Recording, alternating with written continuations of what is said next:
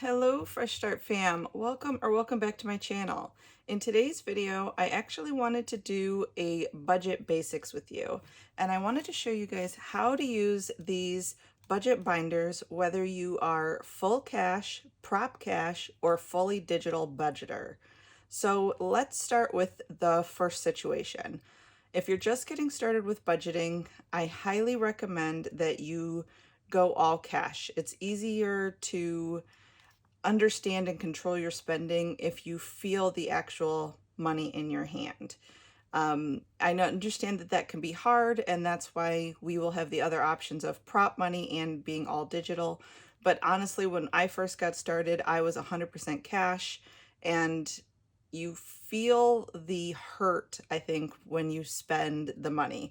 When you go to the grocery store, if you're going to spend $100 in cash, handing over that $100 that you know you worked hard for hurts a little more than just swiping a card.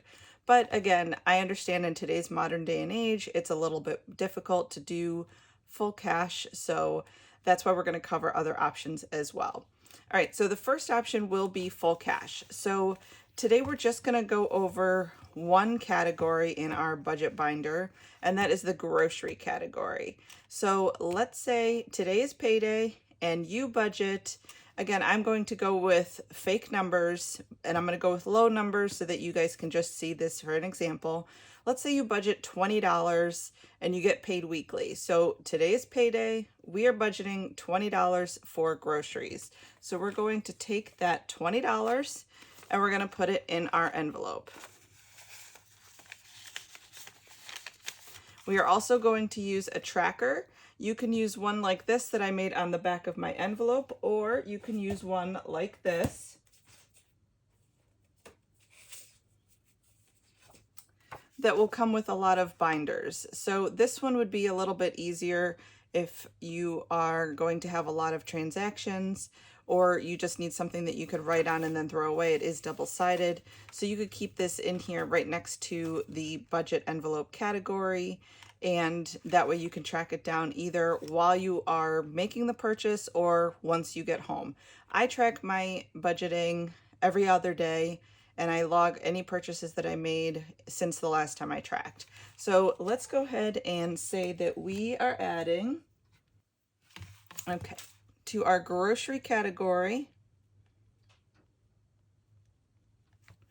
we are adding $20 on our payday of $327.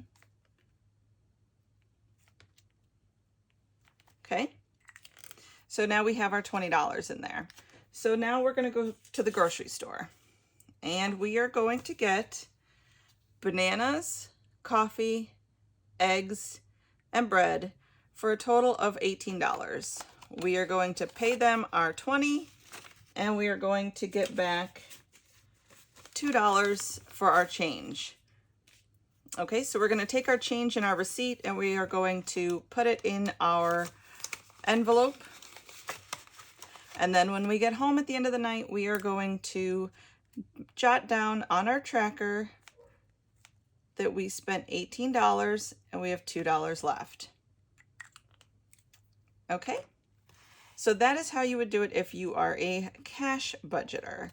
Now, if you are a prop budgeter, it would look something like this. Okay, so now you are a prop cash budgeter.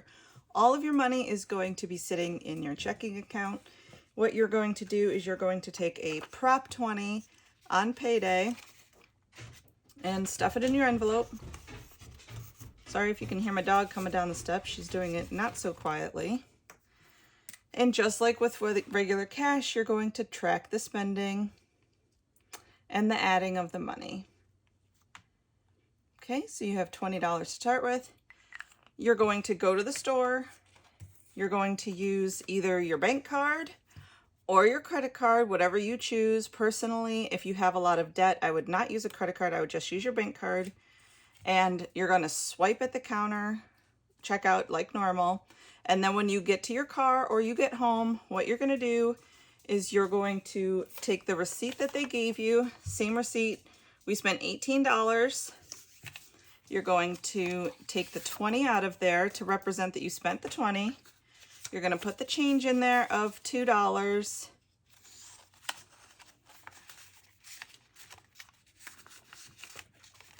And you're going to track that spending.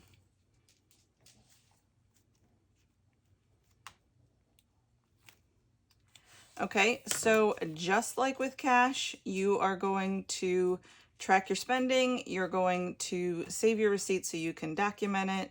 But the difference here is you did not use any real cash. You did not take cash out of the bank. You just used your bank or credit card. If you do not have debt and you want to use your credit card, I would recommend that you pay on that credit card every week or every few days.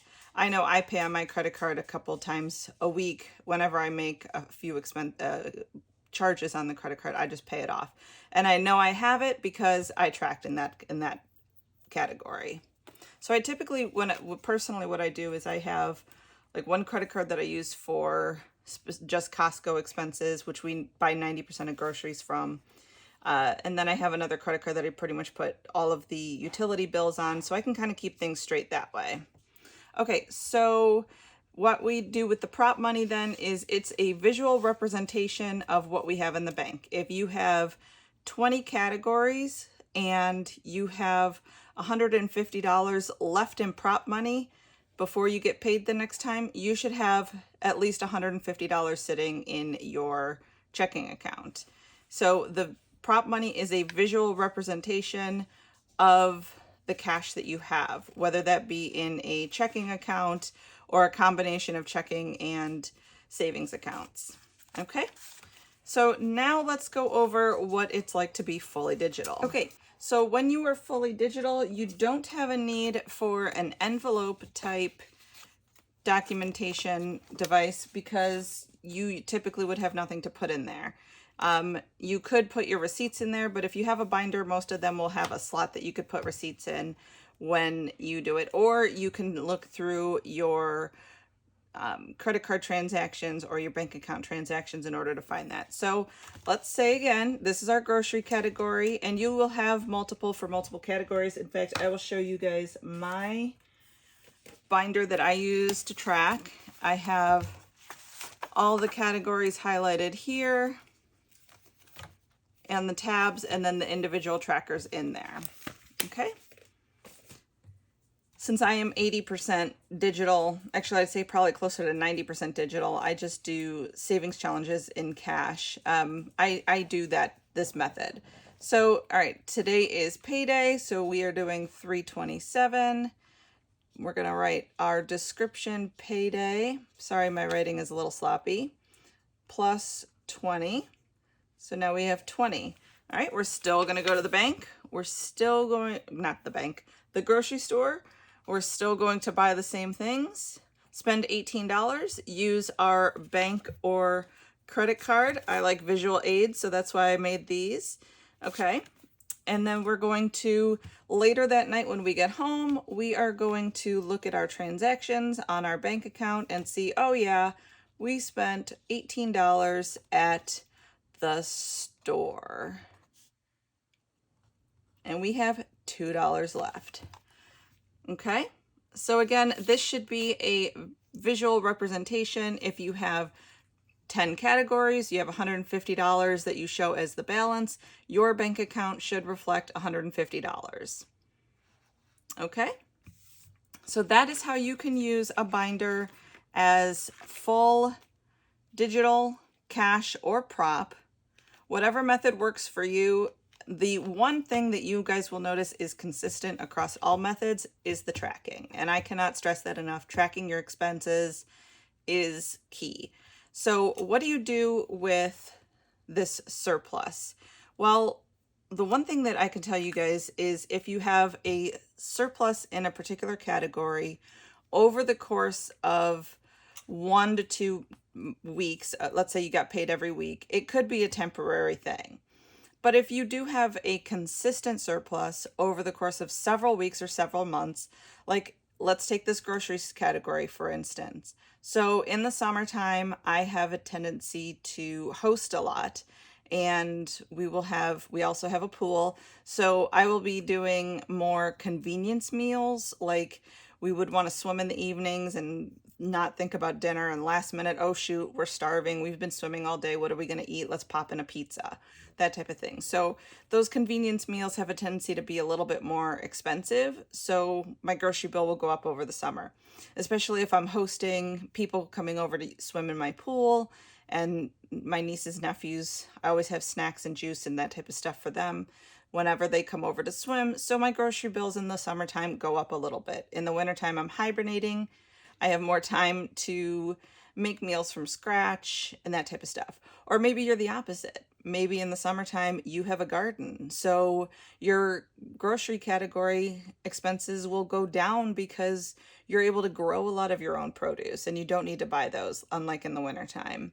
So if you have a consistent surplus over the course of several weeks or several months, not just, oh, I only spent $18 this week on groceries. Cool, next month or next week, I'm going to only budget $18 for groceries. I would make it over the course of several weeks or several months personally. All right, so if you do have a consistent over the course of several weeks or several months surplus, you could budget less in that category, or you could pull the surplus. So let's say you wanted to pull this extra $2, you could use it for savings challenges. A surplus is another way that a lot of budgeters will play with savings challenges. You could use it to bulk up your emergency fund, or you could put it towards debt and pay off debt. So those are some options of things that you could do with this possible surplus. What to do if you have a consistent deficit in a category.